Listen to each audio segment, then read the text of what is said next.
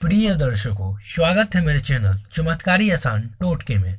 दर्शकों, अगर बार बार खांसी आ रही हो तो दवा खाने के साथ ही सोमवार को दर्पण में अपना चेहरा बार बार देखें। अन्य दिनों में चंद्र की होरा में दर्पण में अपना चेहरा देखें, खांसी में आश्चर्यजनक कमी आएगी।